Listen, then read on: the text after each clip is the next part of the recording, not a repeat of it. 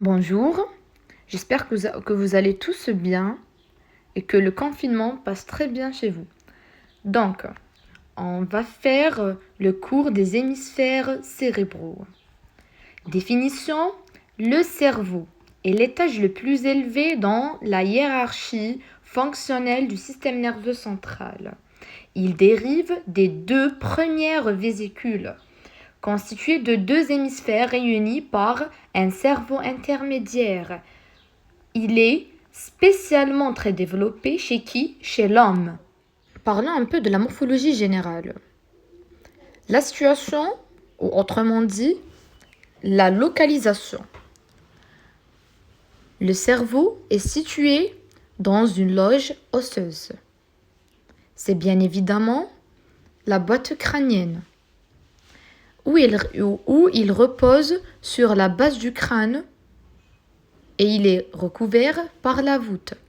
Donc cette boîte crânienne est faite de deux parties, la voûte en haut, la base en bas. Ce cerveau occupe les 2/3 de la base. Et plus précisément, c'est les 2/3 antérieurs de la base, alors que le cervelet et le tronc cérébral prennent la partie postérieure, le tiers postérieur. Cet organe noble, qui est le cerveau, est protégé par des méninges, qui sont en nombre de 3. On a de la superficie à la profondeur, la durmère, l'arachnoïde et la pimère. La durmère est la méninge la plus épaisse, toile fibreuse, qui adhère directement à l'os. Et puis l'arachnoïde, celle-ci tapisse la face interne de la durmère. Et plus en profondeur, on a la pimère, qui tapisse la surface du cerveau en épousant étroitement les replis, les gyri du cerveau.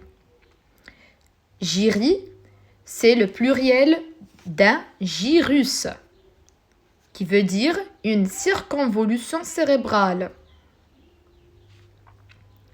Et puis, entre l'arachnoïde et la pimère, se trouve un espace appelé l'espace subarachnoïdien, c'est-à-dire au-dessous de l'arachnoïde.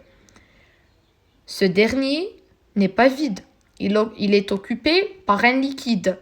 C'est le fameux LCR, le liquide céphalorachidien ou cérébrospinal.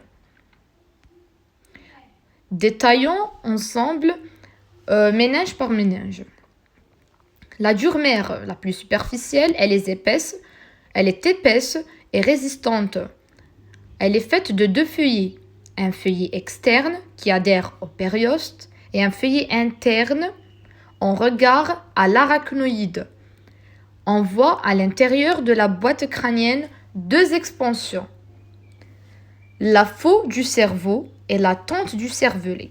La faue du cerveau, c'est une expansion vertico-sagittale entre les deux hémisphères cérébraux, alors que la tente du cervelet, expansion horizontale, elle va séparer le cerveau du cervelet. Donc, elle va délimiter deux loges, une en haut et l'autre en bas. Celle qui est en haut, c'est la loge cérébrale qui contient les deux hémisphères cérébraux. En bas, la loge cérébelleuse ou fosse crânienne postérieure contenant le cervelet et le tronc cérébral. Au niveau des sinus veineux, les sinus veineux, c'est les systèmes veineux qui drainent le sang du cerveau, principalement vers la veine jugulaire interne. Et là, l'arachnoïde va envoyer des villosités, appelées les villosités arachnoïdiennes, qui permettent la résorption du liquide cérébrospinal ou liquide céphalorachidien, le LCR. sachant que ce dernier circule entre cette couche qui est l'arachnoïde et l'apimère. Et puis, on a l'apimère qui tapisse la surface du cerveau en épousant étroitement les replis, les scissures et les gyries. C'est une méninge vasculaire assurant la nutrition du tissu cérébral. Sa propriété majeure est d'être vasculaire, donc d'assurer la nutrition du tissu cérébral. Et puis, le cerveau baigne dans le liquide céphalorachidien qui est situé à l'intérieur et à l'extérieur du névrax. Névrax, c'est tout le système nerveux central, c'est-à-dire l'encéphale et la moelle épinière.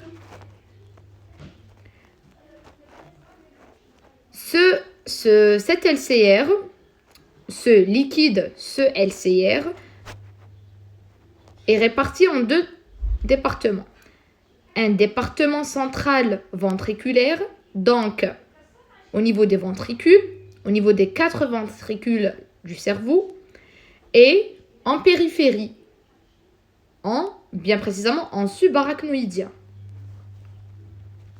Externe. La forme du cerveau est ovoïde à grosse extrémité postérieure. Sa couleur est blanche grisâtre, la consistance molle et friable. Il est fragile, c'est pour cette raison qu'il doit être protégé. Son poids est variable de 1200 à 1400 grammes. Chez l'homme, fait à peu près 1200 grammes, alors que chez la femme, 1100 grammes.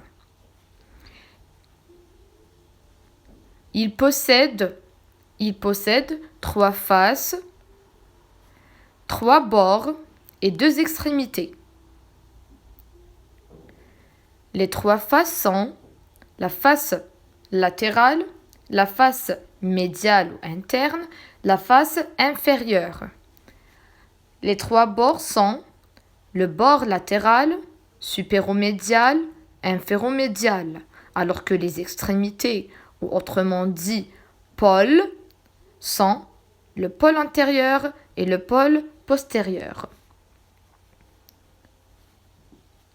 Ce dernier est constitué du télencéphale, c'est-à-dire les hémisphères cérébraux, qui sont pairs.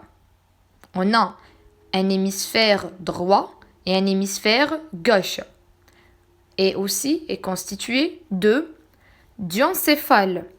C'est le cerveau intermédiaire.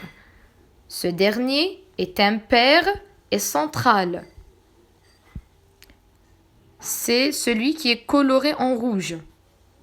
D'accord ? Son rôle, donc le rôle du diencéphale, est la connexion entre les 2 hémisphères. Donc, toutes les structures qui relient les 2 hémisphères se trouvent au niveau du diencéphale.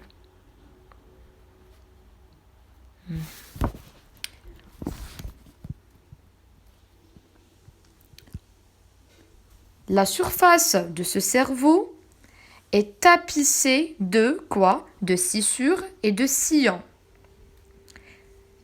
Quelle est la différence entre scissure et sillon ?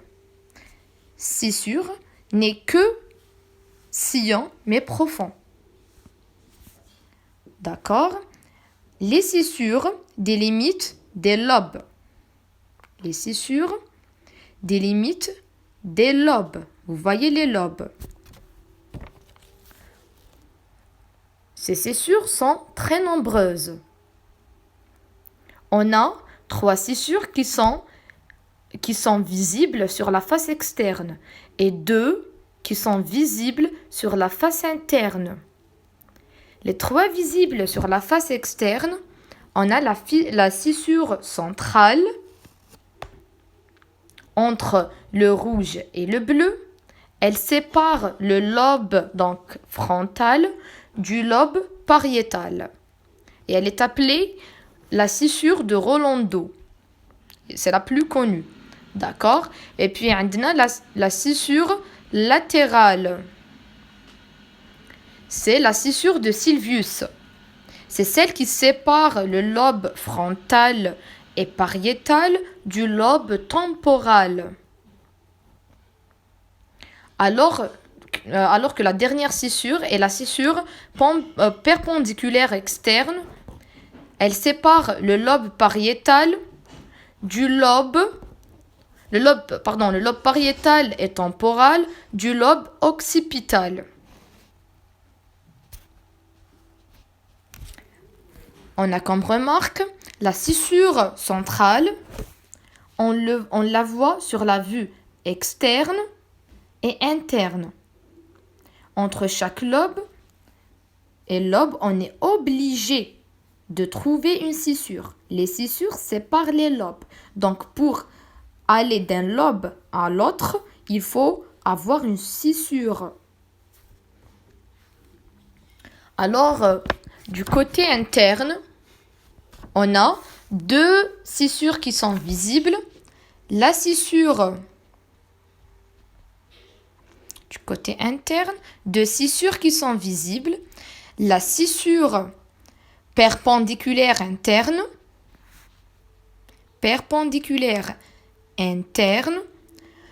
qui est la continuité en profondeur de la perpendiculaire externe. Donc, la même chose, elle sépare le lobe occipital du lobe pariétal et temporal. Et puis, on a aussi la scissure calloso-marginale qui relie les deux hémisphères et le corps calleux. Lobe répartis sur la face externe et sur la face interne, mais pas sur la face inférieure. Les lobes de la face externe sont au nombre de 4, le lobe frontal en rouge, le lobe pariétal en bleu, le lobe temporal qui est en bas et en vert, et le lobe occipital qui est en jaune. Le lobe frontal est fait de 4 gyrus, le gyrus ascendant, supérieur F1, moyen F2 et inférieur F3. Le rôle, la motricité frontale ascendante, la conscience, le jugement et le contrôle des réactions émotionnelles. Deuxièmement, le lobe pariétal qui est fait de 3 gyrus, le gyrus ascendant, le poste central, c'est-à-dire derrière le sillon de Rolando, le gyrus supérieur P1 et le gyrus inférieur P2. Le rôle essentiel est la sensibilité pariétale ascendante, la prise de conscience du corps dans l'espace et l'intégration des informations liées à quoi? À la vue, à l'ouïe et au toucher. Le lobe occipital, quant à lui, est fait de 6 gyrus. Le rôle est plutôt dans la vision. 1. La détection et l'identification des objets et leur interprétation. Dernièrement, le lobe temporal, qui est en continuité avec le lobe pariétal et occipital, fait de 5 gyrus. Le rôle essentiel est dans l'audition et l'odorat, mais il intervient aussi dans la mémoire et les émotions. Les lobes de la face interne sont en nombre de 2. Commençons tout d'abord par le lobe le plus connu qui est le lobe limbique ou lobe du corps calleux, autrement appelé le lobe du cingulum, qui fait un tour le long du corps calleux, c'est-à-dire il entoure le diencéphale. Il est fait d'une seule circonvolution limbique et il a la forme d'une boucle qui est presque fermée.